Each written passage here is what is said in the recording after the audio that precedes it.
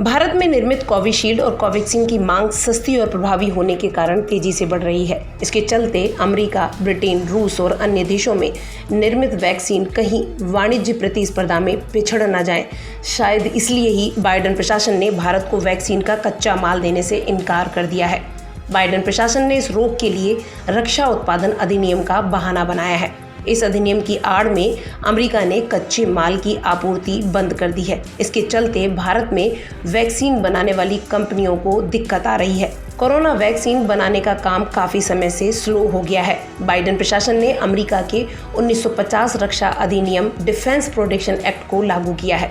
यह कानून अमेरिकी राष्ट्रपति को आपात परिस्थितियों में घरेलू अर्थव्यवस्था को गति देने के लिए शक्ति प्रदान करता है। इस अधिनियम के तहत राष्ट्रपति उन उत्पादों के निर्यात को प्रतिबंधित करने की अनुमति देता है जो घरेलू मैन्युफैक्चरिंग के लिए जरूरी हो सकती हैं। बाइडेन प्रशासन ने कहा है कि वे अधिनियम का इस्तेमाल उन चीज़ों की लिस्ट बढ़ाने के लिए करेंगे जिन पर अमेरिकी वैक्सीन निर्माता कंपनियों को प्राथमिकता मिलेगी। गौरतलब है कि भारतीय कंपनियां कोरोना वैक्सीन में तेजी लाना चाहती हैं ताकि घरेलू मांग के साथ वैश्विक आपूर्ति की ज़रूरतों को पूरा किया जा सके। सीरम का कहना है जनवरी महीने में एक समय उत्पादन 60 से 70 मिलियन वैक्सीन प्रति माह का था। कंपनी का लक्ष्य मार्च महीने में इसे बढ़ाकर 100 मिलियन प्रति माह करने का था, लेकिन अब इसमें कई तरीके की दिक्कतें आ रही हैं। गौरतलब है कि भारत कोरोना वैक्सीन का सबसे अधिक उत्पादन करने वाले देशों में से एक है, लेकिन अब भारत मांग के अनुरूप वैक्सीन आपूर्ति में समस्याओं का सामना कर रहा है।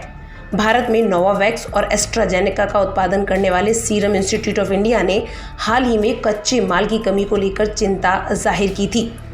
सीरम ने केंद्र सरकार को पत्र लिखकर इस मामले में हस्तक्षेप करने का आग्रह किया था ताकि बिना किसी रुकावट के टीकों का उत्पादन किया जा सके।